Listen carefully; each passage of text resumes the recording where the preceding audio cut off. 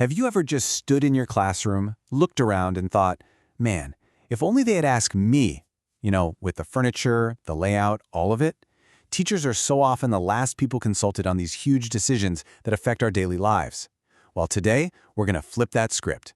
Let's talk about how you can go from being overlooked to being a key player in designing your own classroom. And this right here, this feeling is so common. It's that frustration of seeing a chance to make things better, but feeling like you have absolutely no voice. But this isn't just about what you prefer, it's about building a space that actually works for learning.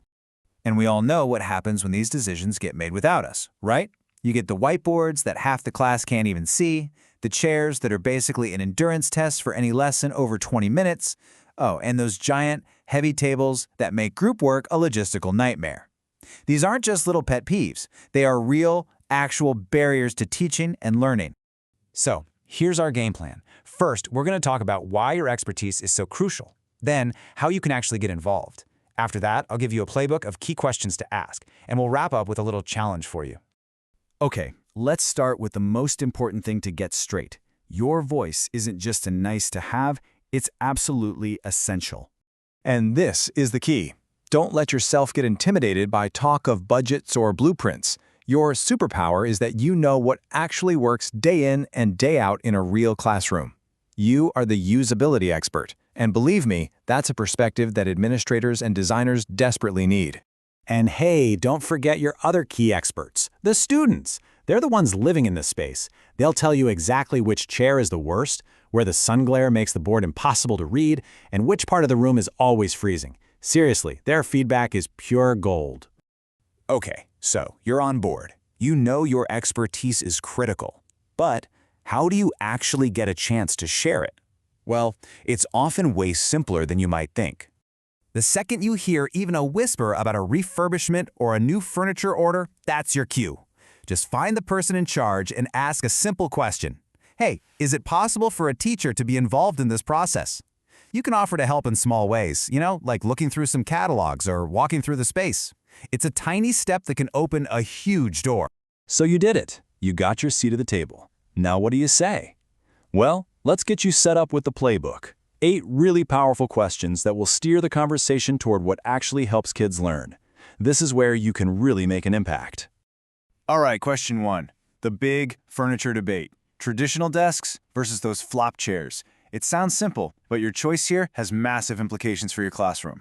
Look, flap chairs are fantastic for saving space and for quick, on-the-fly rearrangements. But here's the catch. The workspace is tiny, they can be wobbly, and good luck finding one for your left-handed students. On the other hand, traditional desks are sturdy, with plenty of room, but they can make your classroom feel really rigid and tough to change up for group activities. So you're really choosing between flexibility and stability. Next up, let's talk storage. When you need to clear the floor for an activity, what's better for your chairs and tables? Foldable or stackable? Foldable furniture definitely wins when it comes to saving space. But let's be honest, it's usually not as comfortable. And all those little mechanisms, the levers and catches, can break. Plus, we've all seen a few squashed fingers. Stackable chairs are way simpler and often more durable, but you're going to need a much bigger closet to store them. It's that classic trade-off, saving space versus something that's built to last. Now let's think about shape. Are we just stuck with the old rectangle forever? Or could we maybe get a little more creative? Okay, this is where things get really fun. We're so used to rectangles, but they're surprisingly restrictive. Once you start playing with shapes like trapezoids or semicircles, it's like having a set of giant building blocks. You can snap them together to make rows for direct instruction, a big circle for a discussion, or little pods for group projects. The possibilities are just endless. Does every single piece of furniture in a room have to match perfectly? Let's push back on that idea for a second and think about creating a richer learning space. This leads to this really cool idea of classroom zones. Just picture it. You've got your regular desks for focused, individual work, but over in one corner, there's a comfy sofa and some cushions for a reading zone. And maybe there's a high-top table for collaborative projects. By mixing up the furniture, you create different areas for different kinds of learning. It's a great way to show that learning doesn't always look the same. Now, this next one, it sounds so basic, but trust me, it can completely change the dynamic of your room. Where do you put the whiteboard? Seriously, think about it. Almost every classroom has the board on the short wall, right? That creates this long, narrow room. But what happens if you put the whiteboard on the long wall instead? All of a sudden, that back row isn't so far away anymore. Everybody is closer to the front, closer to the action. It's such a simple flip, but it can have a huge effect on engagement. Let's talk about the vibe of the room. Color plays a massive role here. Do you want to go big and bright or calm and neutral? Bright colors can feel really energetic and cheerful, for sure, but they can also be kind of distracting, maybe even a little nauseating. Muted, neutral walls, on the other hand, create the perfect canvas to make your students' artwork and posters really pop. The question is, what do you want to be the star of the show? The walls themselves, or the work being done in the room? Question 7 is all about your wall space. Do you want it all covered in structured notice boards, or would you rather have more flexible, open wall space where you can put things up wherever you need to?